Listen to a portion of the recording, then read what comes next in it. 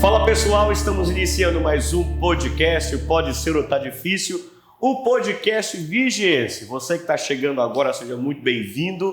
A todos que já nos acompanham, bem-vindo mais especial ainda.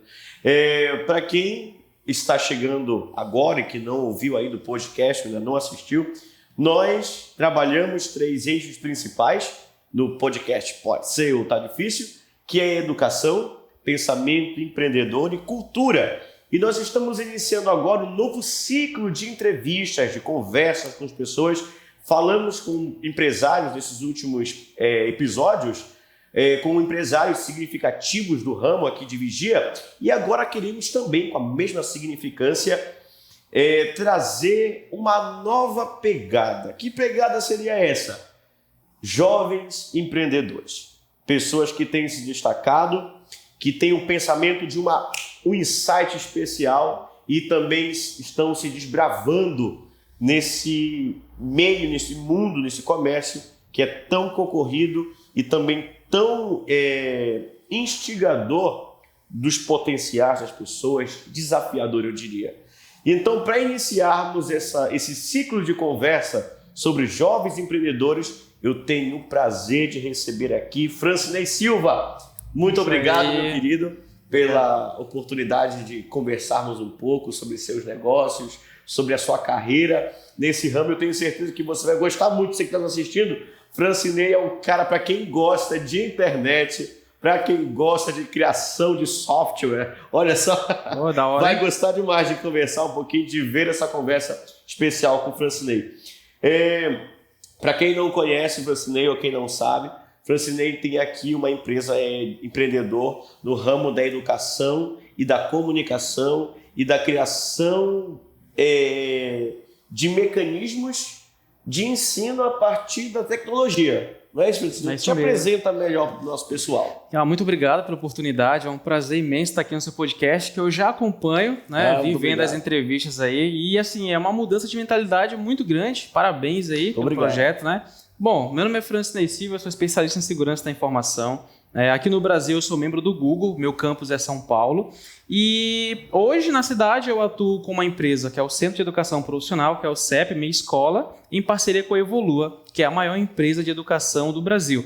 Hoje a Evolua está expandindo aí para mais de 18 países, né? Então a gente é uma escola que, além de produzir conteúdo, tem como parceria forte aí a Evolua. E além do mais, agora nós estamos lançando uma empresa de investimentos, que é o CEP Investimentos, que a gente hoje tem um grupo que opera na Bolsa de Valores, né? Inclusive amanhã eu estou indo a Belém, que é para mim, eu estou passando uma mentoria para uma galera lá, e eu fechei com eles para mentorar esse pessoal aí voltado para a Bolsa de Valores, para B3. Nossa, que coisa, Francinei. Mas me diz, vamos chegar lá para esmiuçar esse teu pensamento, essa tua proposta de empreender, que eu acredito que vai acompanhando as tendências do mundo moderno.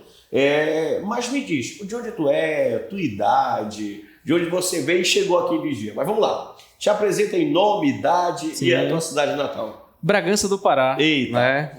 Minha família é bragantina. Que legal, que da hora, hein? Minha mãe mora em Bragança atualmente, meu pai mora em Bragança. Eu tenho 24 anos, né? Meus pais são separados há 23 anos e desde muito cedo eu tive uma vida muito difícil, né? Eu fui criado com a minha avó, né? Por muito tempo ali morei com a minha avó, acho que fiquei com a minha avó até uns 9 anos, fui morar com a minha mãe, depois voltei com a minha avó, depois fui morar com a minha tia, voltei e ficava trocando de cidade, morando com um parente aqui, um parente ali. Nunca morei com meu pai, né, por serem separados, e eu tive uma vida muito dura desde muito cedo. Não tive uma educação de qualidade, tá? Então eu lembro que para minha mãe comprar os materiais escolares era muito difícil.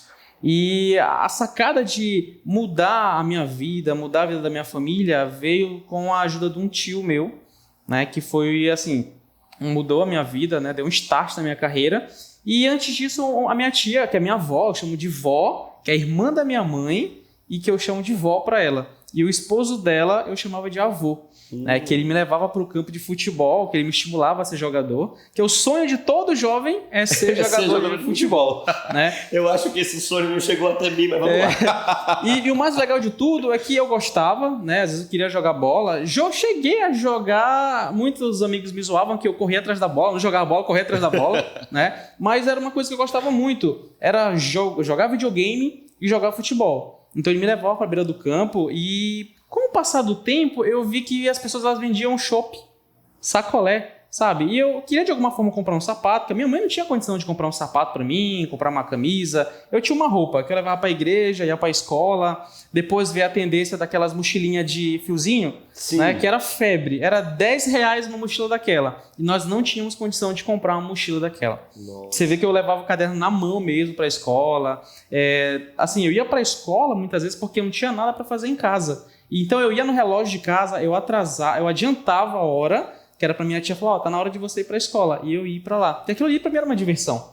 Eu estudei numa escola onde não tinha como fugir da escola, muitos matavam a aula, mas eu não tinha como fugir, porque eu era pequenininho, né? Então tinha que trepar numa árvore para pular um muro e não dava para mim. Então eu tinha que estar ali. E uma outra coisa que me motivava a ir para a escola era porque muitas vezes não tinha alimentação em casa, então eu ia para a escola porque eu sabia que lá ia ter a merenda. Então, essa situação, eu faço um adendo aqui na tua fala, sim, que é uma realidade muito, infelizmente, comum em todo o Brasil, em especial aqui no Pará, no Nordeste também, onde pessoas vão à escola porque não tem o alimento necessário nas suas casas e recorrem a esse espaço de educação para ter um alimento. Tanto é que o governo do estado, nesse momento de pandemia, pega esse material que é passar aos alunos e entrega para elas para ver se consegue sanar, mesmo que minimamente, as necessidades do aluno. É verdade. Então, eu lembro que a minha comida preferida na escola era macarrão com salsicha. Essa era a minha comida preferida. Sim. E assim, ia para a escola, tentava ficar um pouco mais na escola, mas eu tinha que voltar para casa, né? E era o meu ciclo. Todos os dias eu ia para a escola na expectativa de ter ali aquela merenda na escola, né? E depois de um tempo, o que eu fazia com meus amigos? A gente comia farinha com sal, botava sal na farinha, comia farinha com sal, porque aquilo ia dar sede e ia inchar na barriga. Então era uma forma de você tentar driblar a fome. Nossa. Juro para você. Então assim, nós não tínhamos uma vida muito boa, né? Morávamos numa casinha de barro, coberta de palha. A minha tia que brinca que eu era fim de tocar fogo naquela casa. Né? E assim, era engraçado falar porque não tinha cimento em casa, era uma casinha de barro, que para minha avó varrer, ela tinha que jogar água e assentar a poeira para poder varrer. Depois a gente deu mais um passo, foi que eu fui morar com a minha tia, aí eu morei numa casinha de madeira, que de manhã eu sabia que estava amanhecendo porque o sol passava pela brecha da tábua. Eu sabia que estava amanhecendo e era certinho, em cima da minha rede. Juro para você, e não tinha rede, não tinha cama, eu dormia na rede. Né? E era uma vida muito difícil, muito dura, e a minha mãe sempre falava pro meu pai tinha uma condição de vida bem melhor que a nossa, mas ele não nos ajudava, né? Tanto que depois de tudo isso, houveram os problemas judiciais, a briga da guarda entre minha mãe e o meu pai, porque você sabe que a guarda é da mãe, né? E a minha mãe não queria abrir mão, minha mãe ela sempre acreditou muito em mim. Né? Eu chegava, às vezes as escolas as escolas de cursos iam até a minha escola e ofertavam uma bolsa para estudar, fazer informática, e eu sempre fui apaixonado por tecnologia, só que eu não tinha contato. Né? Eu lembro que eu fui ter contato com o computador, eu tinha uns 8, 9 anos de idade, que foi quando a minha mãe pagou um curso de informática para mim. Pra você ter ideia, na época o curso custava R$20. E aí a minha mãe, eu falei para ela, chorava, né? E era aquele que eu queria, mãe, eu quero, e ela não tinha como pagar esse curso para mim. Ela ia lavar roupa para alguém, ia capinar um terreno, ou ia apanhar feijão, pegar feijão para vender, para conseguir pagar o meu curso. Nossa, para você ver. E a gente não tá falando de muito tempo, não. Isso lá em 2008, 2007, 2008. Sabe? Você pensa sempre que é uma coisa lá no passado, mas não é agora. É tão recente, né? Tão perto ali. E assim, eu ia para a escola e eu via meus amigos com o lanche na escola, né? E assim, quando eu fui para a quinta série, já fundamental um pouco maior, e eu não tinha uma lancheira, então eu ficava olhando todo mundo merendar, porque às vezes na escola faltava. Quando faltava, eu ia na expectativa de merendar, mas tinha um momento que faltava a alimentação, faltava a merenda escolar. Tanto que era uma alegria quando eu saía da sala que eu batia de frente com o carro da merenda. Chegou a merenda da escola. Merenda. Então, era muito difícil, né? Mas a minha mãe deu um duro muito grande em ajuda com a minha avó e um pai de criação que eu tive, né? E tudo isso aí colaborou bastante para que eu pudesse hoje buscar ter uma educação de qualidade. E eu sempre falo, não existe fórmula para o sucesso, mas existe fórmula para o fracasso. Se eu tivesse ficado lá atrás, e muitas vezes a minha mãe tinha que me empurrar, às vezes para ir para a escola, que eu desanimava. Não, você tem que ir para a escola. Né? Às vezes ela até dá um puxão de orelha ali, que era para mim, de alguma forma, tomar ali uma vontade de ir para a escola. Então, quando eu fui com a minha tia, ela não tinha uma condição de vida também muito boa, então elas viviam de agricultura, da roça. Então, queimar uma roça, plantar uma roça, pegar a mandioca, botar no saco, levar para o poção d'água, tirar, levar para casa do forno, torrar a farinha, isso era o que eu amava fazer. Amava ir para a peneira, ficar peneirando lá depois que sai a massa para você ir levar para o forno para torrar. Eu gostava muito de fazer isso.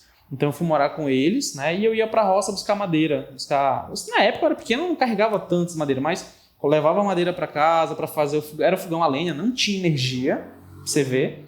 Não tinha energia. Nossa. Juro pra você. Quando chegou energia na casa da minha tia, era por dentro do gapó e era o arame farpado.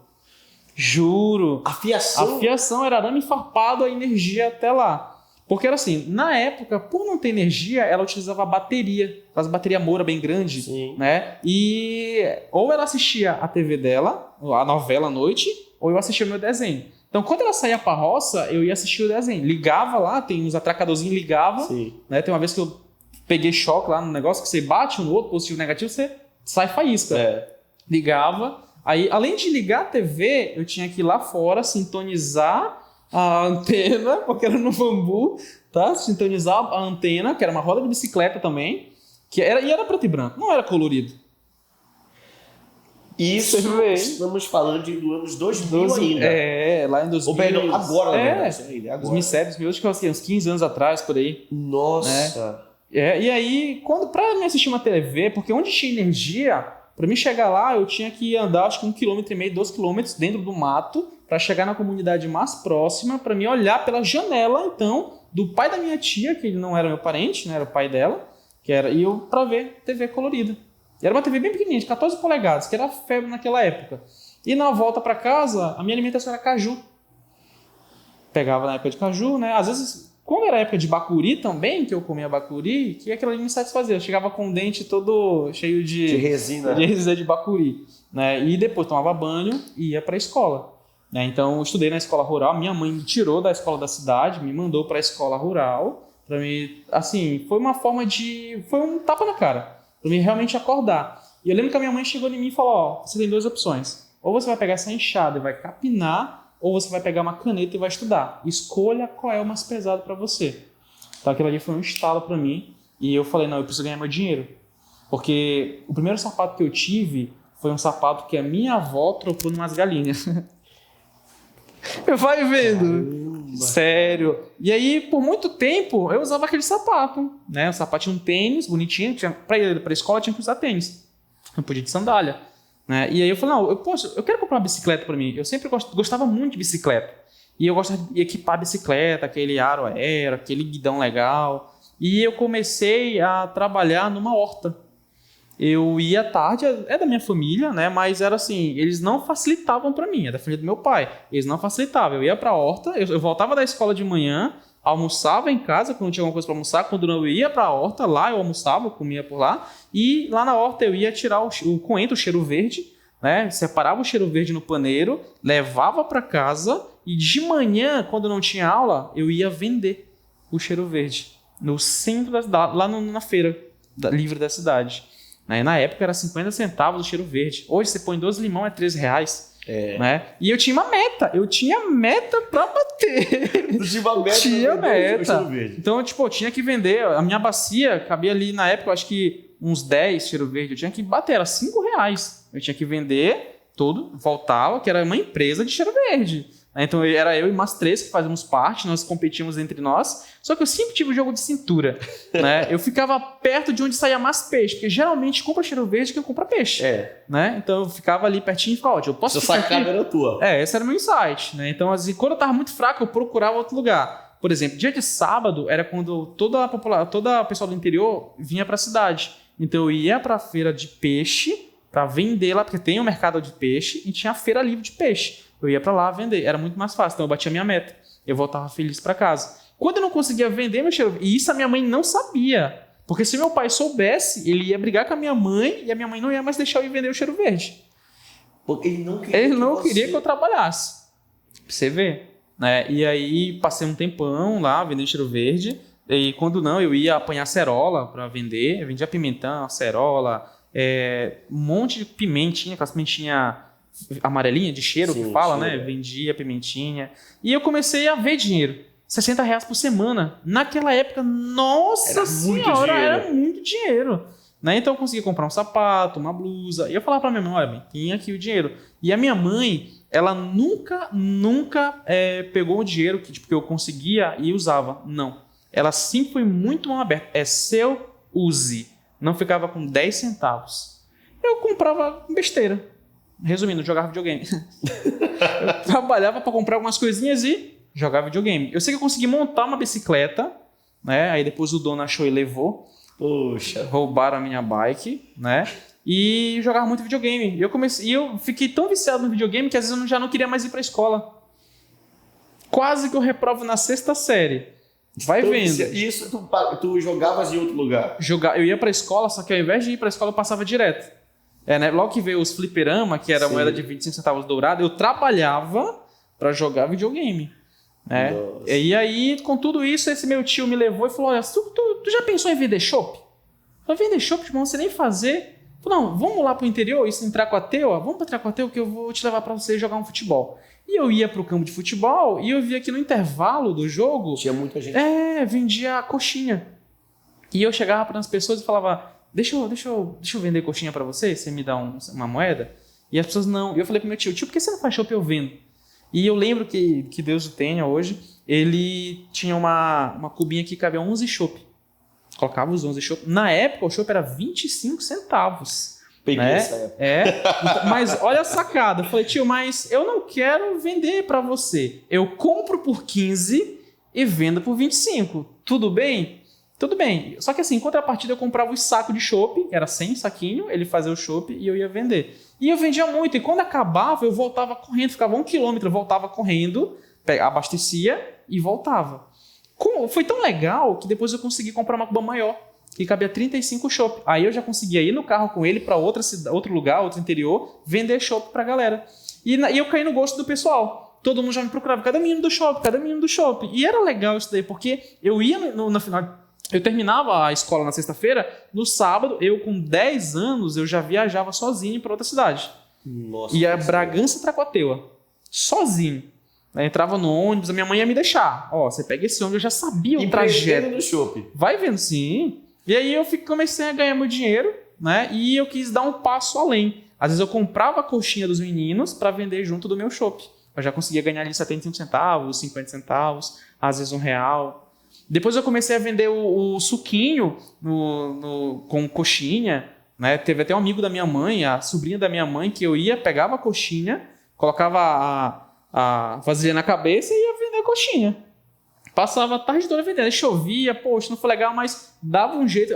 De vez em quando comia uma, né? Mas faz parte. Mas vendia a coxinha. Era o seu ganho. E eu comecei a ganhar dinheiro legal com isso. E eu comecei a entender que eu poderia gerar uma renda para mim mesmo, né? E diversas vezes eu tentei fazer alguns outros cursos, mas não tive oportunidade. Foi quando eu decidi que eu deveria dar um passo além. Eu fiz curso numa empresa, cara, eu sou muito grato a essa empresa, né? Sou muito grato trabalhei na Intelbras, trabalhei na Datem, mas uma das empresas de educação que eu trabalhei, que foi, posso falar o nome? Claro. Trabalhei na Microlins, fui aluno da Microlins, né? E assim, enquanto aluno foi muito bacana, eu conheci pessoas ali do time que o pessoal realmente me acompanhava, né? Na época era muito bacana. E por meio disso eu comecei a trabalhar lá com o pessoal, por gostar de tecnologia, fiz curso de manutenção, trabalhei com Esse curso que você falou que a sua mãe lhe deu, foi na Microlins? Não. O meu tio me deu um curso lá na Microlins, né? Ele, na época ele estava vindo para vereador na cidade, ele me deu um curso lá e pagou no cheque, fui lá, fiz o curso, valorizei cada centavo do curso. A minha vontade era fazer web design. Essa era a minha vontade, era construir site. E por meio disso eu comecei a trabalhar, ganhando experiência mais e mais, né? Somando com o que eu já sabia. E depois eu virei funcionário. Depois de virar funcionário da empresa, eu fui transferido. Foi então que eu vim depois para Vigia, né? Vim para Vigia, fui transferido. E na sequência eu falei, por que eu não posso ir além? Por que ao invés de só trabalhar, por que eu não posso estreitar laço com criação? Por que eu não crio alguma coisa? Né? Comecei a estudar programação, fui para uma empresa que é a Evolua, que é a empresa justamente que fornece o sistema para eles, para Microlins, né? E assim, eu tive um laço muito mais aberto com a Evolua, um laço assim de licenciado, de poderem me promover ali acesso às formações, e foi uma coisa que casou muito bem. Aí eu falei, poxa, ao invés de eu fazer uma cobrança na educação, por que eu não colaboro com a educação? Essa foi uma das grandes sacadas. Insight, né? Foi um novo não insight. Quero somente estudar, quero ser um promotor de estudo. Isso, eu quero poder desenvolver ferramentas, né? E aí comecei a conhecer muita gente de fora, né? Pessoal que gostava de programação, entrar em fóruns. Quantos anos você tinha? Acho que eu tinha uns 17 já para 18. Entendi. Né? E ali eu já trocava figurinha com o pessoal. Até que uma vez, isso já faltando para a área de segurança, eu vi uma galera falando, cara, você já pensou em derrubar um site? Eu não tinha ideia. Para você saber se uma empresa tinha site, você tinha que pegar aquelas agendas de contato, aquela folha amarela, folhear. A lista telefônica. Você pegava, folheava, e se tivesse um domínio @ o nome da empresa, você sabia que aquela empresa tinha site. Né? Então eu falei, poxa, por que eu não crio o site também? E aí eu comecei a entrar em fóruns e participar. Tinha uns fóruns, Caveira Tech, eram uns fóruns hackers aí da vida, e que eu achava interessante, o pessoal tirava site do ar, e eu falei, cara, eu gosto disso. Eu gosto de testar a segurança das coisas. Isso levando em consideração o que basicamente eu faço hoje. Né? Eu comecei a ter essa sacada. E aí eu sei que eu consegui substituir um site, já estava no ar, substituir um site com conhecimento, e eu comecei a gostar. Aquilo era prazeroso para mim. É isso aí. Depois eu entrei para a área de segurança da informação como ético, né? Eu vou chegar aí justamente nesse ponto, mas pode continuar. E aí eu comecei a realmente aprender a desenvolver. E eu lembro que eu queria aquela minha vontade lá atrás de fazer um curso de web design tornou-se realidade quando eu consegui fazer o primeiro site e vender um site. Aqui eu estou vendo que você cadê? Já tem uma graduação na área da criação de só um minuto, você tem graduado em análise e desenvolvimento de sistemas. Isso. Aí foi aqui. É aí que começou a sacada. Porque assim, eu questionava muito os professores. Eu tinha um professor que foi o orientador, que ele gostava de me instigar. Então ele gostava sempre de me levar para um próximo nível. Ele me estimulava para saber até onde eu podia ir. Que foi o Sandro. Então, durante a formação, ele me estimulava a criar tecnologias, tipo, tu sabe programar? Sei, então prova para mim. Que tal você criar um sisteminha para desligar a luz? Eu te dou todo o equipamento, você cria um sisteminha. Que tal você ligar essa placa de Arduino num sensor para reconhecer a biometria do pessoal? Ele instigou mesmo? Sim, e ele me dava livros e ele falou, agora beleza, você já tem um Arduino, eu não quero, agora eu quero que você crie uma placa. E assim, eu nunca fui muito bom com hardware, né? Eu nunca fui bom de criar essas placas. Me traduz o que é hardware. Hardware é toda e qualquer parte física de um sistema computacional, tá? Geralmente é aquilo que você chuta. O que você chuta é hardware, o que você xinga é o software. São os programas de computador. Olha que legal, tipo isso. meu know-how, sabe o que é? Se chuta, é hardware. Se você xinga, é software. Gostei. E o mais legal de tudo é que eu comecei a internalizar aquilo de uma forma boa. Né? E eu lembro que depois de conseguir substituir um site, uma outra coisa que eu fiz não tínhamos internet em casa. Na época a internet era muito pacata, né? Você tinha uma internet de 700k, que você googava lá, ia tomar café, tomar banho, dormia, acordava, estava carregando a imagem ainda. E tinha uma lan house, né? Eu acho que hoje não tem mais lan house, cyber, tinha um cyber café, que eu imaginava que eu ia tomar café, mas não tem nada a ver. De café. Né? E eu ia pra lan house jogar Counter-Strike 1.6, era a febre do momento. Né? Você ia do instituto, da escola, da UEPA, para jogar, né? Para lan house. E chegava lá, como eu percebi que esse rapaz ele fornecia internet, eu falei, poxa, legal, você cobra quanto para fornecer a internet? Na época ele cobrava R$100 para fornecer 500k de internet. Só que eu percebi que ele puxava um cabo da lan house para o poste, do poste para casa das pessoas. Eu falei, pô, legal, se ele roda um jogo dentro da lan house e ele puxa um cabo para um switch, eu acho que é um switch no poste, e de lá ele puxa para casa, eu acho que de casa eu consigo rodar um jogo dele. Então, toda semana ele comprava jogo novo, colocava na Lan House e eu jogava de casa os games dele, porque tava tudo na mesma rede. Nossa, vai vendo. Da hora. E aí foi nascendo aquela curiosidade. Tanto que esse era um apelido que o pessoal me chamava muito. Hackerzinho. Era pra cá, pra ali, pra lá. E depois de um tempo eu vestia, né? E gostava de como eles me chamavam. E já conseguia controlar a rede de computadores da Lan House, já sabia, eu conseguia desligar um computador lá de casa, desligava um computador lá da Lan House, eu sabia quando o computador estava ligado, tinha acesso a isso. Naquela época não tinha segurança em rede. Caramba. Você abriu o laptop, botava para ouvir uma rede, você conseguia enxergar senhas de e-mail, transação bancária e tudo mais. Sabe? Isso era um perigo muito grande. É demais. Então, assim, isso me instigou realmente a buscar esse caminho. Entendi. Falei, peraí, se eu consigo fazer isso, será que eu consigo ganhar dinheiro com isso? Foi quando eu participei de um programa chamado Programa de Bug Bounty Aberto, que é um programa de recompensa, onde empresas te contratam para você fazer um teste de segurança numa determinada aplicação deles. E eu bati a boa, né? Consegui encontrar a falha de segurança, só que eu não sabia fazer relatório. Né? Foi então que eu aprendi, graças a um grande parceiro aí, acompanhando ele, que é o Gabriel Pato, é um dos maiores hackers, se não o maior hacker ético do Brasil, né?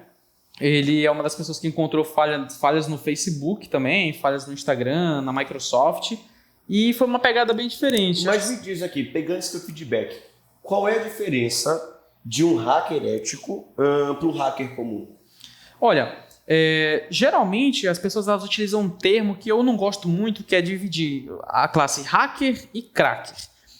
Particularmente o cracker eu não curto muito essa denominação, porque o hacker e o cracker eles têm o mesmo conhecimento.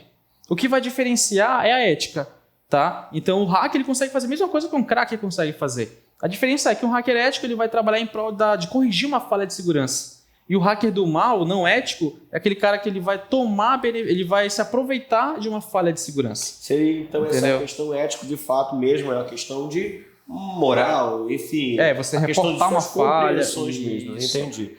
Me diz, pegando esse teu feedback ainda a respeito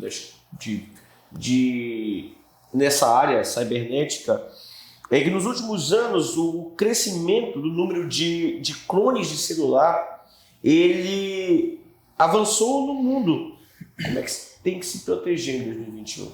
Olha, existem várias formas de você conseguir manipular uma informação, tá? Primeiro, existem sistemas que eles são falhos, isso é claro, mas muitas vezes a falha não está no equipamento eletrônico. A falha ela é humana, tá? É por isso que muita gente utiliza de uma engenharia social para conseguir ganhar ali a sua atenção, tá? Ganhar sua confiança e por meio disso ele consegue entrar numa rede sua, consegue burlar a segurança do seu telefone, tá? Então, assim, para chegar nessa esfera é muito interessante falar uma coisa. Manter as aplicações atualizadas do seu telefone é sempre muito importante. Ir na sua Play Store e checar se os aplicativos estão atualizados é válido. Checar se o Windows do seu computador está atualizado é válido. Então, aquele Windows que fica atualizando, o update, não é que é uma coisa, é chato. É chato, eu sei que é chato. Né? Porque a gente brinca que quando o computador descobre que você está com pressa, ele sacaneia com você. Ele fica lá, né? Não desliga. Mas aquilo ali é um patch de segurança, às vezes é uma correção de uma falha. Então, às vezes, a falha não está no Windows, no sistema operacional. Às vezes é uma falha que está no teu leitor de PDF, uma falha que está no teu reprodutor de música, no teu codec, no teu leitor de vídeo, que vai chegar até o teu computador. Estou entendendo. Né? Então, por exemplo, muita gente fala, poxa, mas é fácil você burlar a segurança do WhatsApp, hackear o WhatsApp, hackear o Facebook. Olha, se existe uma falha naquela aplicação, existem profissionais que estão ali trabalhando para encontrar essa falha e reportar para o programa de recompensa do Facebook e ganhar uma grana com isso. Né? Por exemplo, já tiveram pessoas que me procuraram para falar, poxa, por que tu não hackeia o WhatsApp da minha namorada para mim, cara? Hackeia o Facebook da minha namorada para mim? Né? Então assim, eu penso, cara, vai na boa. Se tem uma falha no Facebook, eu vou pegar essa falha e vou reportar lá, porque eu vou ganhar $30 mil e você não vai me pagar $30 mil.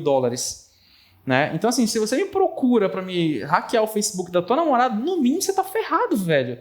Vai vendo, né? Então, por exemplo, o WhatsApp não tem uma falha concreta de segurança, né? Esse momento em que tu tá falando a respeito de se tornar um hacker, cá pra nós, sem ninguém saber.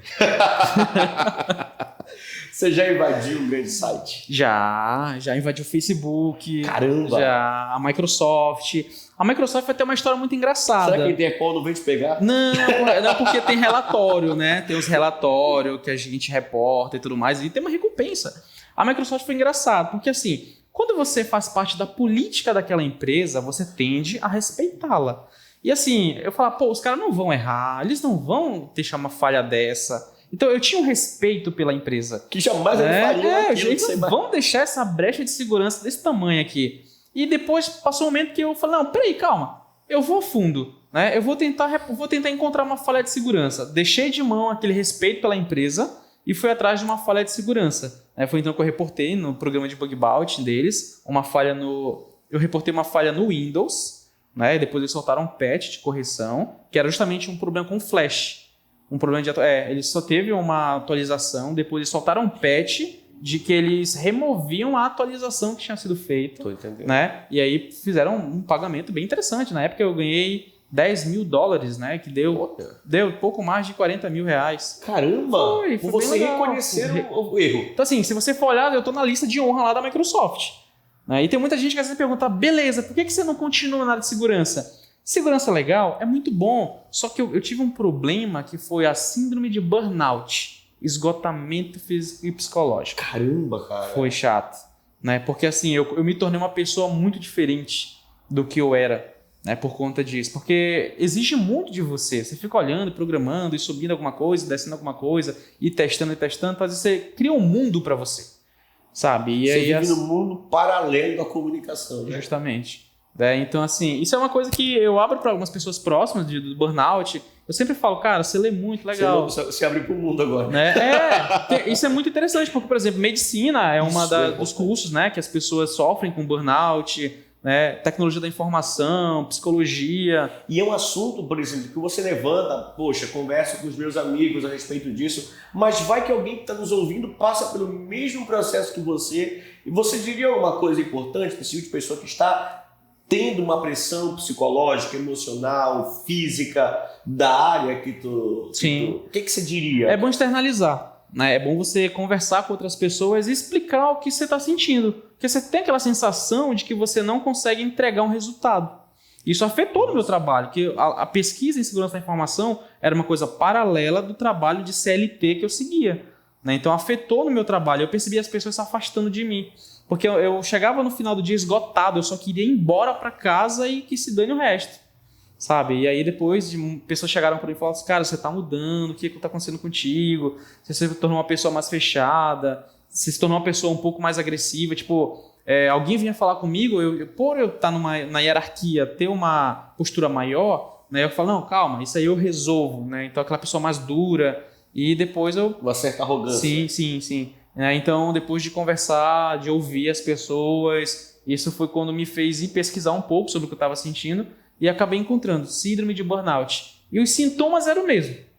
Não tinha mais vontade de fazer nada. Era só aquilo, era um vício. Fazer aquilo, esgotava e é como se desligasse a chave, eu só queria dormir. Então, tipo, hoje não, eu gosto de ler, né? Quem me conhece sabe que eu leio bastante, mas é tipo assim, chegava no final do dia, eu chegava em casa, tomava banho e me jogava. Às vezes nem tomava banho, ia dormir. Né? Só queria, no outro dia eu acordava com aquela sensação, pô, de novo, tudo de novo. Foi o que me fez me desligar e ir embora da vigia. Né? Aí que você chega aqui dentro, mas até chegarmos em vigia, para fecharmos esse ciclo de segurança do trabalho, enfim, de informações, há cerca de 10 anos atrás houve um mega vazamento de dados no Brasil. A gente teve um recente. Exato, né? Recente, teve um vazamento de dados. Assim, existem empresas que compram vazamentos de dados de outras empresas. Nossa, vai vendo. Existe. Mas nós temos que nos preocupar com isso? Sim. Assim, até um certo nível, sim. Porque assim, dentro da área de segurança da informação, por exemplo, as pessoas, o brasileiro, ele se expõe por natureza. Isso é fato. Tá? Então, por exemplo, imagina o Alcides. Eu vou começar a acompanhar o perfil do Alcides no Facebook. Então, eu vou saber que ele posta mais fotos com uma camisa rosa. Poxa, então ele gosta de rosa. Por que não eu adicionar ele no meu Facebook e começar a postar coisas relacionadas àquela cor? Que vai estimular ele a me acompanhar, vai estimular ele a reagir ao que eu faço. Isso eu gero um laço, eu gero confiança. E a partir daí eu consigo estreitar um relacionamento com o Alcides, eu consigo até dar uma engenharia social com você. Por exemplo, Alcides Guimarães. Eu sei que é Alcides Guimarães. Eu vou pesquisar um pouco mais quem é ele. É uma figura pública? Beleza. Que dados eu sei que está na rede? Está nas Docker da vida. Tem uma outra ferramenta que é muito usada. É o PyTBen. Acho que esse aqui é o nome. Não recordo muito bem. Que lá tem uma porrada de dados de gente. Né? Então, por exemplo, para uma pessoa mal intencionada, né, ele vai lá, vai pegar o dado daquela pessoa, vai extrair, vai fazer um RG falso. Né, vai usar a foto, vai fazer um... Porque você consegue fazer isso. Dá até medo. Não vou comentar, né, estimular ninguém. Claro. Mas com alguns dados da pessoa, você consegue tirar pelo site da Receita Federal, você consegue tirar um CPF dela. Original. Consegue, imprime, colorido, bonitinho e usa como se você fosse a pessoa. Por exemplo, se alguém vai daqui para outra cidade, não sabem quem é o Alcides, por exemplo. Então, eu faço lá um documento com a minha foto e me passo pelo Alcides. Daqui a pouco chega uma carta de cobrança na sua casa e você fala, mas eu nunca comprei aqui. Entendeu? Porque assim, tem muita gente que se expõe por natureza. E eu falo muito isso. Gente, deixar o número de telefone no Facebook. Tem gente que às vezes comenta lá, gente, deixa o número de WhatsApp aqui para fazer novos amigos. E as pessoas deixam o número do WhatsApp ali. Rapidinho. Utilidade pública. Ouça isso.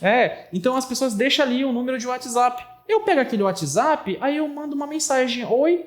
Aí a pessoa, oi. Peguei esse número. Eu boto uma foto de mulher no meu perfil do Facebook do WhatsApp, ninguém vai saber. Mudo o nome lá, boto lá Safira, e aí você começa a conversar com alguém. E a pessoa vai na vibe, né? E você fala, poxa, você me dá uma ajuda? Qual? Eu preciso recuperar meu WhatsApp, eu posso mandar para ti o meu código de recuperação? E a pessoa fala assim, pode. Aí você manda e você toma o WhatsApp dela. Simples. Você consegue burlar e tomar o WhatsApp dela. E o mais legal de tudo é que se você tentar em sequência, você trava e você vai ter 23 horas para voltar ativa. Enquanto isso, o outro cara tá lá, pedindo dinheiro emprestado para as outras pessoas que são seus amigos. Isso tem acontecido muito. Mas olha, eu vou te trazer um insight que aconteceu com meu amigo. Se ele estiver me ouvindo, ele leva isso na esportiva hoje, mas foi chato, porque eu viajei para a Espanha no ano passado e antes de voltar para o Brasil, antes de voltar para o Pará, eu fui para Santa Catarina, né? Que eu morei um tempão lá e eu tenho uma paixão enorme pela cidade. E ele me liga no final de uma tarde e fala, Francinei, cara, vê se esse comprovante aqui é verdadeiro. E ele manda o comprovante de uma transferência, de um TED. Quando eu bati o olho, eu gelei. Eu falei, perdeu o carro dele. Gelei. Eu falei, cara, desculpa eu te falar isso, mas esse comprovante é falso. Um TED, dentro desse horário, ele já teria entrado na tua conta.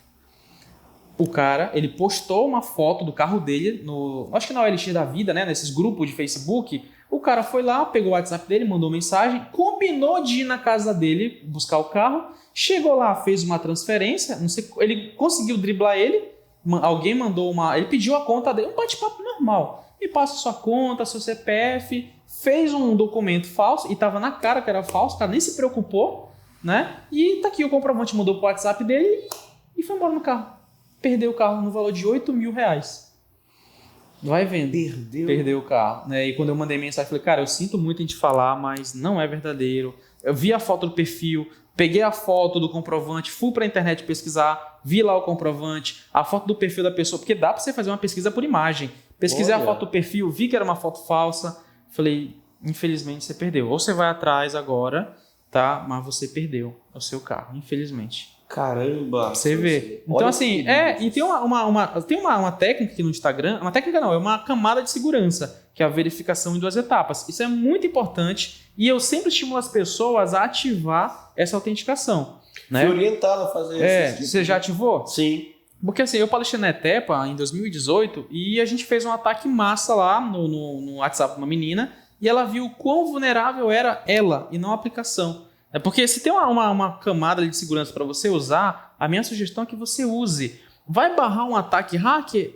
Pode até não barrar, mas você vai dificultar um pouco mais. Ativar no seu e-mail, ativar no seu Facebook, porque a pessoa sim, é importante, né? Porque ele pode até pegar a sua senha do Facebook, mas ele não tiver a autenticação, ele não vai conseguir entrar. Por isso eu falo, utiliza um e-mail diferente. Tem gente, Alcides, que utiliza a mesma senha para todos os serviços. Muito comum, né? Muito comum. Então, por exemplo, eu até chamei a atenção de um amigo meu esses dias, falei, cara, por que você usa essa mesma senha? Ele falou, mas ninguém sabe. Eu acho que ele vai estar assistindo a live. Mas ninguém sabe. Eu falei, mas eu já sei. Então, assim, brincadeiras à parte, é uma coisa que você tem que se preocupar. né? Por exemplo, no seu computador, fala, Francinei, mas eu uso verificação de 2 etapas em todos os meus serviços. Mas se eu conseguir extrair a seção do teu navegador de internet, eu entro em qualquer conta sua como se fosse você.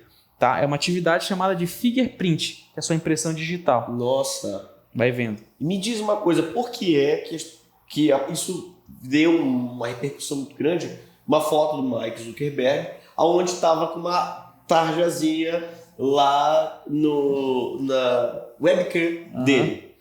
Bom, pode ter esse acesso? Pode, tá? Existe uma técnica chamada conexão reversa. Como funcionava? Antigamente, para você conseguir invadir um computador, você tinha que fazer um programa chamado Cavalo de Troia. O que é o Cavalo de Troia? Ouviu falar? Era um programa malicioso guardado dentro de outra coisa. É um presente. Vem da história lá dos Troia, lá do cavalo que é dado, Sim. né? Então, tipo assim, eu crio um programa. Eu crio um programa e camuflo ele numa imagem. Né? E essa imagem eu envio para a pessoa. Ao executar aquela imagem, não acontece nada. Mas por trás dos bastidores, eu consigo instalar uma ferramenta naquele computador. E por meio dessa conexão, você sabe que se você abrir a tua webcam lá, você vai acender o LED. Mas é possível você programar uma ferramentinha para desativar a configuração que ativa o LED. E você conseguir ver a pessoa. Tá? É possível sim você fazer isso. Tá? E Francinei, em que momento nessa sua trajetória de crescimento, você cresceu na Microlins, teve o seu momento, aonde foi que você teve insight? Vou criar uma outra plataforma de ensino. Onde teve esse insight e, respectivamente, isso você chega em Vigia? Pois na verdade, as pessoas, elas sempre... Eu gosto quando as pessoas me desafiam. Duvido você fazer. Eu falo, consigo fazer. Não, consigo. Pode não ter tecnologia no Brasil. Aquele velha brincadeira, desduvida. Fala duvida. Então, se não tem tecnologia no Brasil, eu vou em busca de tecnologia, né? Hoje eu tenho uma amizade muito grande com pessoas que moram fora, né? E assim, essa nova forma de se fazer educação, ela veio de um amigo meu, que é o Denso, né? A gente por muito tempo foi parceiro, é amigo até hoje. E ele falou, Francinei, por que você não traz uma palestra do Google aqui para Vigia? Eu falei, Denso, ninguém vai dar atenção, cara. Ele falou, não, eu vou conseguir uma palestra pra gente. E eu tô acostumado a palestrar 1 hora, no máximo 1h30. E ele chega para mim numa proposta, fala, tá aqui a nossa palestra, eu fui para São Paulo, sou residente do Google aqui no Brasil, como eu falei. Sim. E ele falou, cara, por que você não fala sobre... Por que a gente não fala sobre G Suite? Ele é um cara muito bom, ele é especialista em ciência da computação. E eu falei, pois é, então pode ser, fecha que a gente vai. Quando eu chego na Vigia, ele fala, esse é o nosso tema, começa 1 hora e termina 5 horas da tarde. Eu falei, como assim 4 horas de palestra? Você tá maluco? Não vai dar ninguém. Ele falou, cara, eu já falei que é você. E, assim, ele é um cara muito conhecido. Quando nós chegamos no auditório do Instituto Federal, meu amigo, o que tinha de gente naquele laboratório para assistir a nossa palestra, esqueceram todas as outras, foram assistir a nossa palestra. Por incrível que pareça, faço novamente um parêntese aqui na tua fala, que eu conheço pessoas aqui em Vigia, pessoas próximas de mim, outras nem tanto, mas que estão fascinadas na área da comunicação, da computação. Eu acredito que esse segmento é muito forte aqui dentro. Prova disso é a palestra. Continue. Sim. E aí a gente, assim, foi extraordinária a palestra. Nós saímos de lá e eu propus a ele. Foram 4 horas. 4 horas. Caramba. Eu cheguei no final, já estava ensinando o pessoal a usar o planilhas do G Suite. Vamos compartilhar e tal. Então, assim, era tanto conteúdo que eu programei para 1 hora, a gente ficou 4. Contando história. Foi muito legal, né? Então o pessoal aprendeu alguma coisa lá de fato. E quando nós voltamos de lá, eu falei, topa abrir uma escola comigo? Ele falou, topo. Ele sem pestanejar, eu topo. Eu falei, não brinca, cara. O insight veio na hora. Eu falei, você topa abrir uma escola comigo? Ele falou, topo. Então assim, eu falei, cara, tem certeza? Tenho. Isso em maio. De 2019. Maio de 2019. E aí, assim, foi muito bacana essa recepção por parte dele. Foi quando eu já tinha um laço com a Evolua e eu informei para a Evolua, eu quero ser um licenciado. Né? Ele falou, então, assim, a gente te dá isso daqui para você trabalhar. E a gente começou, eu falei, vamos bolar um nome? E ele falou, deixa contigo isso daí, tu é bom nisso. Além do mais, eu assim, não me considero um designer gráfico, um social media, mas eu amo cores. Sou apaixonado. Né? Por muito tempo eu não sabia criar, mas eu conseguia copiar. Entendi. Fazer igual. Você falou a respeito de cor e falou sobre mim. Eu falei assim, é muito simples saber a minha paleta de cores que eu gosto. Você vai abrir o Facebook e tem lá, azul. Minha cor predileta, azul e branco são as minhas cores que eu mais gosto.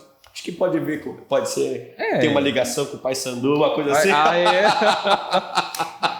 Mas continua. E aí eu falei, pô, cara, que missão, hein? Aí eu comecei a pensar numa série de coisas, né? E eu falei, certa vez deitado em casa, eu estava em São Miguel do Guamá, deitado, tava com a minha namorada do lado, eu falei, amor, já pensou esse nome CEP?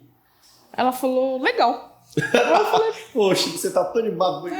E eu ficava pesquisando, deitado na cama e virando, né, scrollando lá, e eu achei um nome bonito, Correios. Correios? E casou com a ideia CEP, Correio, eu falei, tá aí. Agora, por que CEP? Porque toda cidade tem um CEP, seja único ou seja por rua ou por bairro, né? Sim. Eu falei, pronto, já temos o nome. Agora, eu ia até fazer uma brincadeira, você falou CEP é o CEP da cidade, eu ia até brincar. E foi por esse sentido, essa analogia? Sim, nessa pegada, né? E aí eu fiquei, pois é, agora preciso definir uma cor e preciso definir o que? CEP, Centro de Educação Profissional. Mas aí não foi de imediato que eu falei Centro de Educação Profissional. Eu fiquei pensando, Central de Treinamento, eu fiquei CTP, aí eu cheguei, conclusão, CEP, Centro de Profissões, Centro de Educação Profissional, ou então era Centro Educacional de Profissões. Aí eu fui bolando o nome até que chegou no Centro de Educação Profissional. Né? Aí a identidade, ela veio por parte de um amigo meu que criou a identidade e eu dando alguns insights para ele. Né? Eu escrevia tanto, ele consegue pegar minhas ideias, que é o hexágono, bonitinho, o planetinho. Ele desenhou 3 modelos, eu escolhi o modelo e falei para ele um motivo. Então aí ele topou, né, na oportunidade, isso em maio, junho, julho eu já estava preparado para a gente abrir a escola. Agosto, setembro e outubro a gente bateu o martelinho, começamos a investir no prédio e em novembro nós começamos nossas atividades parcialmente, só ele e eu. Né?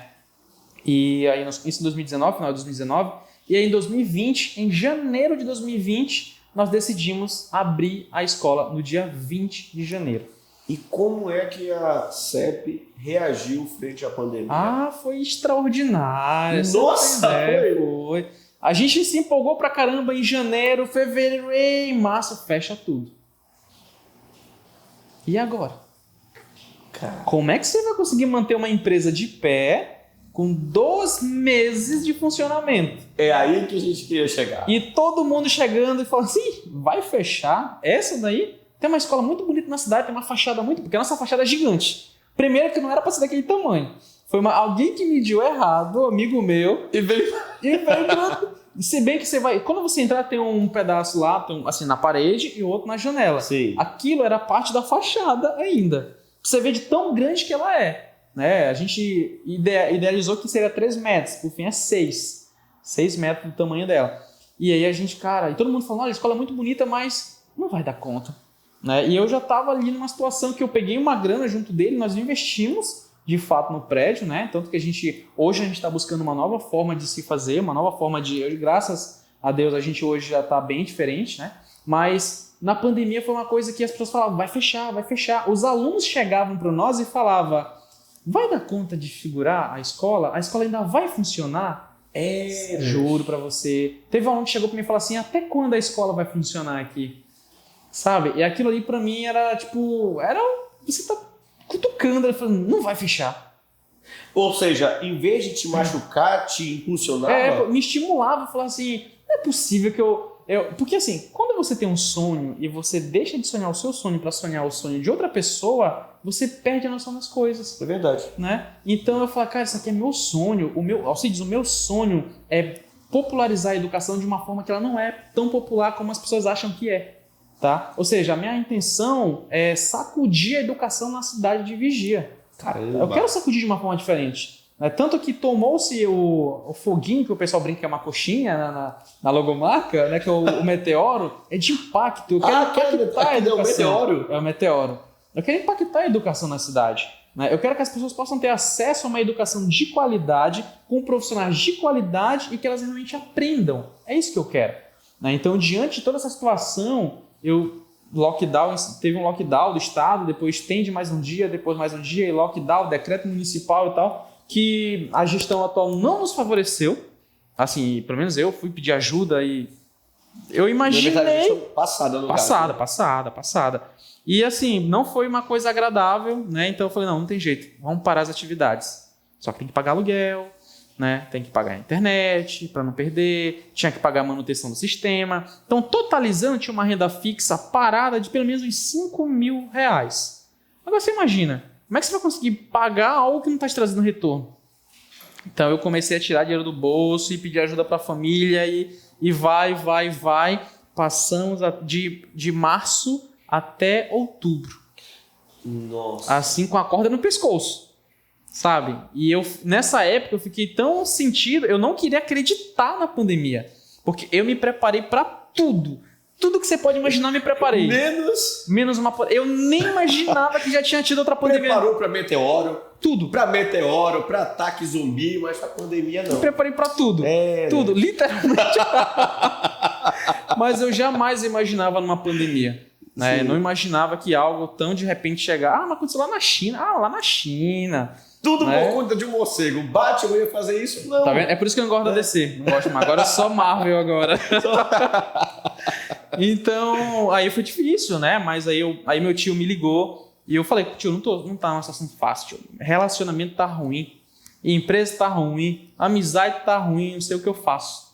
Financeiro tá ruim. Ele falou, vem pra cá. Vem pra Espanha. Opa! Nunca tinha saído do Brasil. Tinha passaporte, nunca tinha saído do Brasil. E eu fui pra lá. Aí chegou lá, ele foi pro Canadá e me deixou sozinho lá. Vai vendo. Fiquei lá. Mas assim, foi uma mudança. Porque ele te chama pra Espanha e você chega embora. Foi embora. Eu fiquei lá. Né? Passava a noite toda acordado, porque o fuso é diferente. Né? E o pessoal mandava mensagem pra mim, eu tava dormindo. E depois que eu me acostumei, eu vim embora. Falei, não, tem que ir embora. Peguei um frio que, isso no mínimo 5 graus ali, chegar, tremia. Né? Então, assim, naquele momento eu falei, eu não vim pra cá à toa. Eu tenho que voltar para lá, manter o que eu já tenho e fazer diferente. Não posso me baixar a cabeça diante de tudo que está acontecendo. Então foi então que eu vim para São Paulo, fui para Santa Catarina, depois eu voltei para cá. Voltei para cá já cheguei em agosto, né, no finalzinho de agosto. E aí continuou as coisas tudo parado. Né, e quando foi agora em 2021, janeiro agora de 2021, a gente realmente decidiu voltar às atividades. Claro, respeitando as normas. Me diz uma coisa, por que Vigia? Eu criei um carinho muito grande por Vigia. Né? Primeiro que eu amo Bragança de coração, amo muito, mas Vigia eu vejo como uma cidade que ela tem um potencial tão grande. A gente até discutiu isso numa reunião que nós tivemos com os empresários da cidade. Né? Ela tem um potencial tão grande que as pessoas daqui elas não conseguem enxergar. E eu conheci, Alcides, lá em Santa Catarina, um bairro que é só vigiense. Né? Como que eu sabia que era? Que eu comentava uma coisa... Vigia vai dominar o mundo. Só não domina se não quiser. É verdade. O paraense vai dominar o mundo. Que é onde você vai... O brasileiro, diga-se de passagem. Sim. Você vai lá em Dublin e tem lá um brasileiro. O brasileiro é e quem sabe esse brasileiro não seja vigiense? Vai vendo, hein? Tem um rapaz, uma moça da Vigia, que eu vi ela no aeroporto de São Paulo, e eu estiguei, você tá indo pra onde? Tô indo pro Japão. Eu tô falando, nos Estados Unidos tem vigícia. No Japão tem vigícia, vai vendo, hein? Então, Vigia tem um potencial muito grande. E eu gosto muito de história, eu gosto de coisa antiga. Não que a cidade, assim, tenha muita coisa antiga, mas eu amo a história. Né? Aquela igreja de pedra, aquilo ali é tão lindo, tá? Assim, a forma de como a cidade é... Eu até comento com um amigo meu, quando a gente tá indo aqui acho que é na Solimões, que você tem uma visão, assim... É fantástica. Muito linda. A parte de trás da igreja, a igreja matriz. Isso, é uma visão muito linda, né? Então, assim, eu gosto de história, eu gosto quando alguém senta... Eu até comprei o livro do Wilkler, que foi... Comprei o livro dele, peguei um livro do Paulo Cordeiro pra ler, a história do... Eu amo aviação, eu sou piloto também, não te falei isso? Não, olha sou piloto só. Também, eu fiz o curso agora, tá faltando só fazer a prova da ANAC, né? Deu uma preguicinha aí. Cara, fazer. Que legal! Eu amo. Aí tipo assim... Vamos chegar no piloto, vamos lá. Vamos chegar. E assim... Eu comecei a ver a cidade de uma outra forma. Eu te sugiro você ler um primeiro livro do Wilkler chamado A Sala Secreta da Mãe de Deus. É fantástico. Onde eu encontro esse livro? Nele, na Infográfica, a loja dele. É mesmo? Você vai encontrar, eu te sugiro, recomendo A Sala Secreta da Mãe de Deus. Você que já consegue identificar os caminhos em Vigia, você vai se perceber dentro da literatura. é fantástico. Que da hora. Entendeu? Então, aqui na cidade, eu vi que eu posso fazer a diferença na cidade. As pessoas olharem para mim, hoje quem me conhece, imagina assim, poxa, o Francinei já tem uma vida legal, mas eu não tive isso, teve toda uma trajetória. Um processo de construção. Né? Isso, eu falo com orgulho, passei fome para chegar onde eu cheguei. Acredito que a maioria das pessoas que tem sucesso tem um preço a pagar. Né? Então, Vigia é um lugar que eu quero fazer história, eu quero fazer diferença, eu quero mostrar que a educação ela tem que ser uma educação híbrida. Estou trabalhando em cima disso, né, para que as pessoas possam ver a educação de uma outra perspectiva. É isso que eu quero aqui. Fantástico, Francinei, fantástico. Eu tenho pegado os insights, os feedbacks maravilhosos com os empreendedores que nós temos falado. E você, tão jovem, conseguido um espaço que para mim, como nós iniciamos o podcast logo anteriormente, você consegue colocar aqui educação e empreendedor no mesmo nicho. Isso é fantástico. Mas aonde é que entra a aviação nisso tudo? Cara, a aviação, assim, eu já tinha já gostava há muito tempo, né? Mas eu não tinha ninguém para compartilhar. Quando eu mudei para São Miguel, eu conheci um rapaz que ele gostava muito de aviação também, isso lá em 2017, 2018. E assim, ele me instigava, ele perguntava, eu falava, eu sei como funciona isso. Eu sei como funciona a parte de hélice, eu sei como funciona a câmara de combustão, eu sei como funciona a parte de hélice do avião, se for um turbohélice, eu sei como funciona o fan, eu sei como funciona muita coisa do avião. Eu sei como funciona a aerodinâmica, as asas, nunca quis ser piloto, né? Assim, piloto comercial. Um piloto privado até vai por hobby. E eu gostava de pegar e olhar os prefixos do avião, a matrícula, PPT, XMZ, eu gostava. E eu, aprendi o alfabeto fonético. Né? Então, eu entro no aeroporto, eu vou lendo Papa Tango, Charlie Bravo Alfa, Papa, Charlie Romeo Alfa. Eu fico lendo. Aquilo ali é incrível. Né? E o mais legal de tudo é que na minha vida eu trago muita coisa da aviação. O checklist, por exemplo. Na aviação, não é um fator que faz um acidente acontecer. Tá? São uma série de fatores que levam a um acidente a acontecer. Tá? Então, por exemplo, hoje na aviação 90% dos acidentes é falha humana. Né? Só 10% é uma falha. Às vezes, se um avião quebrar um motor, explodir um motor, ele consegue pousar com o outro, porque o avião ele é projetado para decolar só com um motor, pra você ter ideia. Então, na minha vida, eu trago isso, eu incorporo a aviação dessa forma. Uma coisa pode dar errado, mas pode dar certo. Então, eu faço um checklist. Se isso acontecer, eu faço isso. Se isso acontecer, eu faço isso. Que coisa, isso dessa forma que eu me preparei. Você falou dessa forma, eu lembrei do meu pai. Meu pai, desde muito pequeno, como também uma família muito grande, aqui em Vigia, meu pai é uma família que teve 14 filhos, e nesse lugar meu pai gostava de fazer aviãozinho de lata.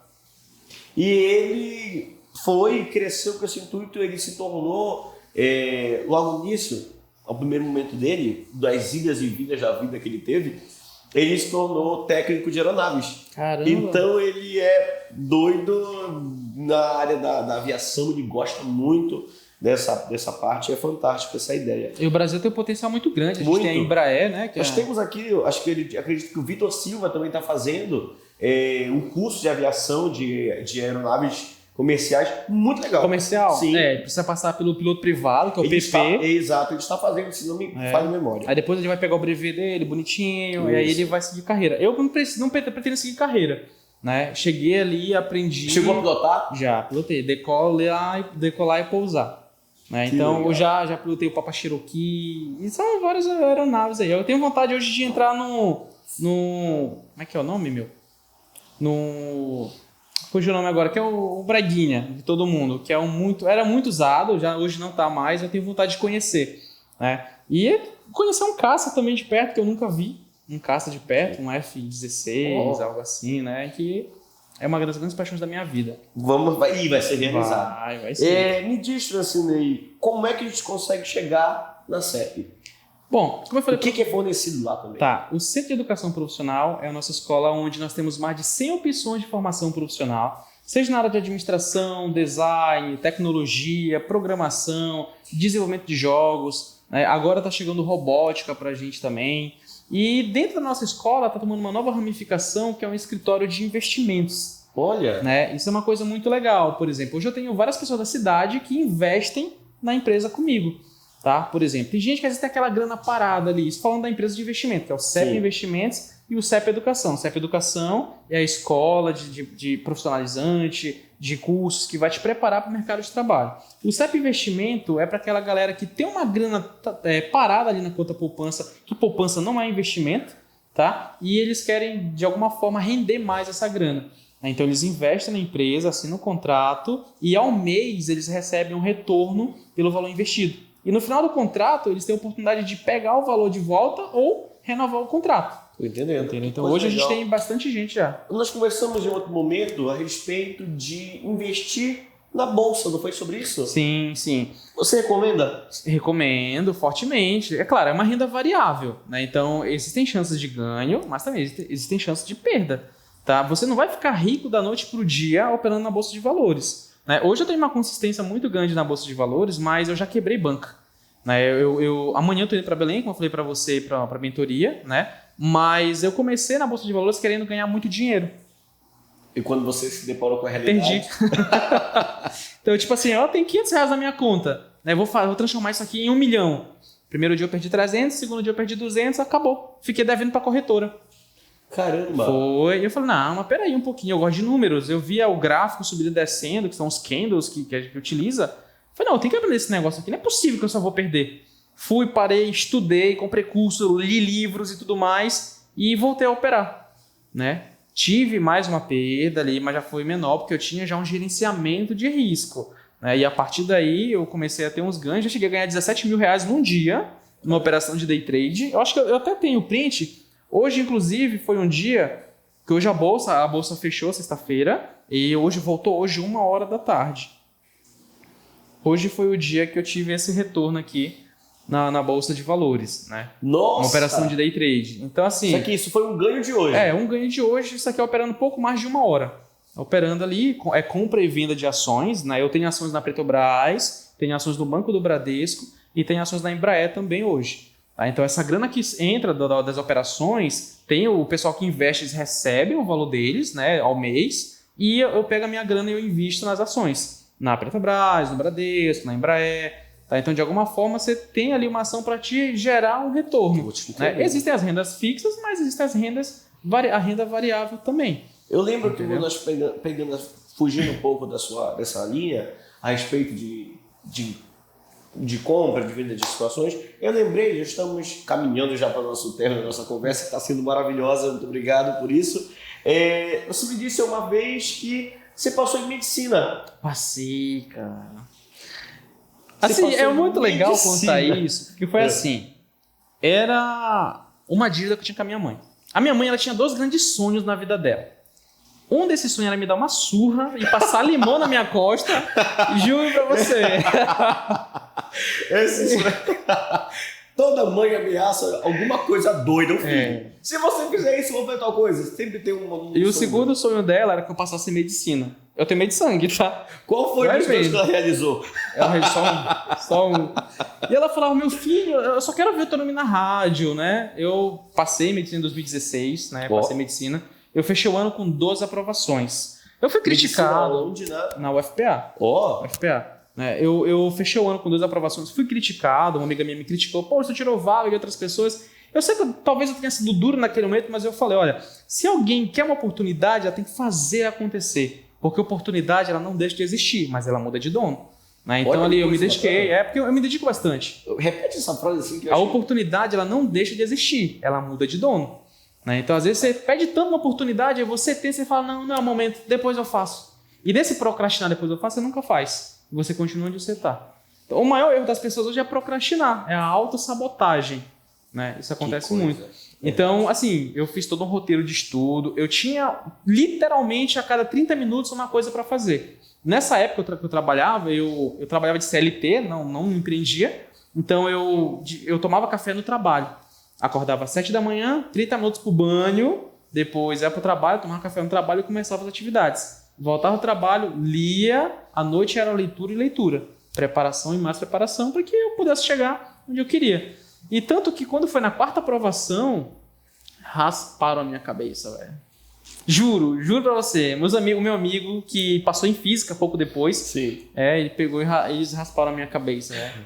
Juro pra você. Foi... Aí você conseguiu passar na quarta? Passei na quarta faculdade já, na quarta graduação, você passou né? em quê? Eu passei as 12 eu não lembro direito, mas medicina, sistema de informação, inglês, biologia, agronomia.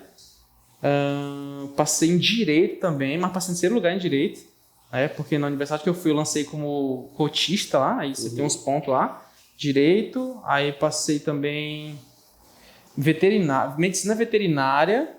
Educação física não, porque eu não me inscrevi, nessa época foi muito concorrido, foi mais concorrido até do que a própria medicina, né? Passei também em análise, novamente, de desenvolvimento de sistema, passei em redes de computadores. Pro Maranhão, na UFMA, eu passei, acho que foi literatura e língua portuguesa. Caramba, você tem que abrir um curso de como passar no Enem e não cursar. Graças a isso... Graças a isso, a gente montou um modelo de ensino. Eu sigo um modelo de ensino, como o modelo 70-20-10. O que é esse modelo? 10% que você aprende é o que o professor fala na sala de aula. 20% é quando você tenta transmitir para alguém. E 70% é quando você pratica. Nossa. Você quer ficar bom em alguma coisa? Não tem segredo, não. É praticar. É repetição. Programação é isso. Eu falo para as pessoas, você quer aprender? Você é um bom programador? O Celso Portiolli está aprendendo a programar hoje. O Barack Obama estimulava a programação. É repetição. Eu não tinha esse talento da retórica. Existem pessoas que é inato ele, né? Mas eu não tinha esse talento de falar em público, eu tinha muita vergonha e eu comecei a treinar. Repetir e você se torna bom. É igual o jogador de futebol, quando ele cobra falta. Ele repete tanto que ele fica bom de bater uma falta. Alá Roberto Carlos, hein? Francine, nós estamos caminhando para o final dessa conversa muito boa. Te agradeço a oportunidade de poder conversar contigo. Espero que os teus objetivos sejam alcançados e que se fortifique ainda mais, tenha uma robustez ainda mais aquilo que você está projetando, tão novo e ao mesmo tempo tão consistente. Mais uma pergunta que eu não podia deixar de fazer, que eu acho que todo mundo está esperando. Vou olhar assim, sério para ti, olhar sério para cá, e vou dizer assim: Francinei, você já hackeou o Wi-Fi do vizinho? Essa é uma pergunta extraordinária, né? Já. Não tinha internet em casa, né? Na época antes do rapaz da Lan House, Sim. Não tinha internet em casa. E na época usava-se um protocolo de segurança que era o app. Então, tipo assim, inclusive eu tenho um vídeo no YouTube mostrando como faz isso. E é porrada de acesso esse vídeo. O tema, como? O tema é como descobrir senha de rede sem fio, Wi-Fi. E aí, eu demorei acho que cerca de 8 ou 10 minutos para descobrir a senha do Wi-Fi, né, para usar. Se você quer aprender, a hackear a senha do vizinho, e eu quero te dizer uma coisa. Não é verdade? Eu quero te falar mais uma coisa. Muita gente, eu postei esse resultado da Bolsa de Valores, né? E teve muita gente que me perguntou se eu gravaria um curso voltado para esse caminho, né? Certo. Então, assim, hoje eu estou preparando todo o roteiro, né, para gravar esse conteúdo, mostrar como eu opero. Assim, e eu quero hoje preparar um espaço que eu possa estar frente a frente com a pessoa operando. Eu quero montar um co-work aqui em Vigia. Você acha que eu consigo? Consegue. Tem um espaço bem legal para a galera ir visitar. Com certeza. Né? A galera ir visitar e operar, trocar figurinha, trocar insight, né? E o curso de operação na Bolsa de Valores, que o pessoal chama de Day Trade, vai acontecer. Está sendo gravado aí. E vai ser uma honra voltar aqui e mostrar o resultado das pessoas, né? Com certeza. Pode ser ou vai ser? Você falou um insight a respeito de que tu gosta de criar um nome. Sim. E a mesma coisa, eu também eu gosto de criar nomes. E tanto é que o podcast surgiu pensando, como é que nós estamos no nosso grupo, nós temos uma série de apoiadores que estão com a gente, pessoas que fazem parte do centro do podcast.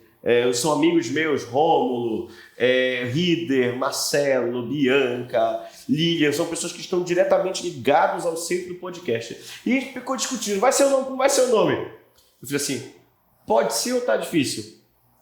Em que sentido? Nós estamos trabalhando em 3 segmentos que são desafiadores empreender é altamente desafiador. É verdade. Educação é desafiador com barreiras próprias da pessoa.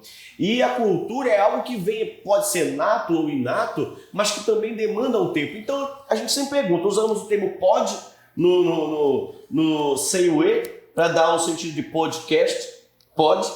E a gente sempre pergunta assim, sempre terminamos uma entrevista com a pergunta: tudo que você fez, as iniciativas que você tomou, os insights que você teve, se você recomendasse para alguém e alguém te perguntasse, pode ser ou tá difícil? Pode ser!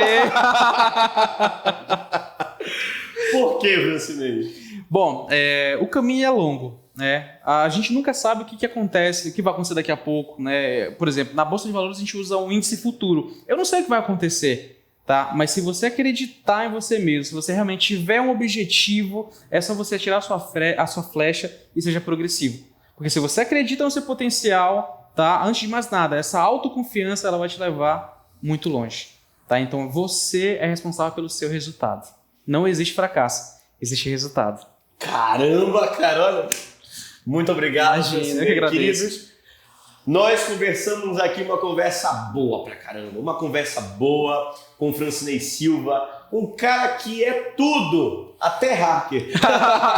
Ele oscila do hacker para piloto, ele passa em medicina e não cursa, mas é algo maravilhoso que está aqui, escolheu o Vigia para criar um centro de educação profissional. E eu tenho certeza que vai ser um sucesso, está sendo sucesso. Procure o Francinei, procure a CEP. Muito obrigado a todos que estão nos assistindo, que nos deram a oportunidade. Você que está dirigindo, ouvindo o podcast aí, você que está agora nos acompanhando no Facebook, no Instagram, que está no nosso site. Nós temos um site de apoio que as pessoas vão lá, que nesse site nós temos as pessoas que estão apoiando, os nossos apoiadores do podcast, as pessoas que estão investindo nisso e ao mesmo tempo não investem somente em um programa, mas investem em um ideal. Quais são essas pessoas?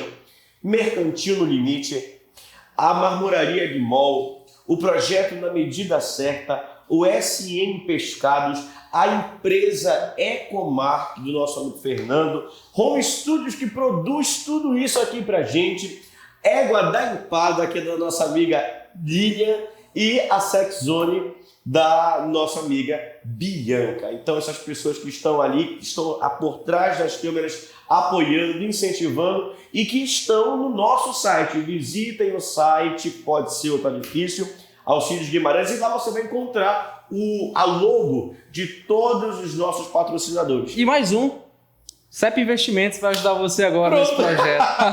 Entramos mais um e nessa logo você clica nela e vai direto para sua conta no Facebook, para sua conta no Instagram ou para o seu WhatsApp pessoal, e lá você consegue entrar direto em contato direto com aquilo que você quer. Então, o podcast Pode Ser Tá Difícil, ele tem essa pegada. Mostrar o que Vigia tem de melhor, a verdadeira pérola do salgado, que são as pessoas que aqui estão. Maravilha. Muito obrigado, Francinei. Abraço, fiquem bem e até a próxima conversa. E aí, pode ser ou tá difícil?